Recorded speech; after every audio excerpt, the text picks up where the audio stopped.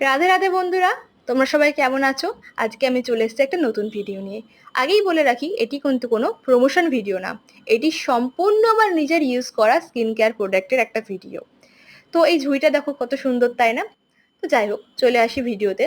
তো ফার্স্টেই নিজের স্কিনটাকে আমি একটা ভালো ফেস ওয়াশ দিয়ে ক্লিন করে নেব। আমি এখানে সোমিজের একটা ফেস ওয়াশ ইউজ করছি, গ্রিন টি ফেস ওয়াশ। তোমরা যে ফেস ওয়াশ ইউজ করো সেটা দিয়ে মুখটাকে খুব ভালো করে পরিষ্কার করে নেবে। এরপরে আমরা নিজের ফেসে যেটা করব সেটা হচ্ছে স্ক্রাবিং।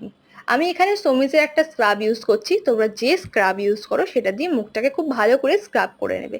স্ক্রাব করার ফলে আমাদের স্কিনের যে ডেড গুলো থাকে, যেগুলো মৃত কোষ যেগুলোকে আমরা বলি, সেটা কিন্তু উঠে যায় এবং আমাদের ভেতরকার ব্রাইট স্কিনটা বেরিয়ে আসে। তো দেখো মুখটা কতটা পরিষ্কার হয়ে গেছে।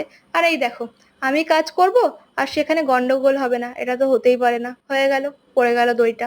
ভাগ্যিস মা দেখেনি, নইলে আজকে কপালে চরম দুঃখ ছিল।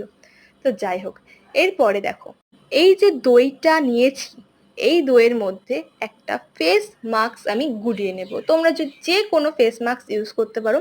আমি সমিজের একটা ফেস মাস্ক নিয়েছি।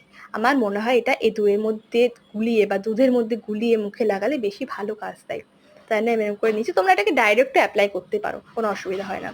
খুব ভালো করে নিজের মুখে আমি এটা লাগিয়ে নিয়েছি, যেহেতু খুব এক্সট্রা হয়ে গেছিলো তাই আমার হাতেও লাগিয়ে নিয়েছিলাম। তোমরা গলাতেও লাগিয়ে নিতে পারো, যেখানে ইচ্ছা।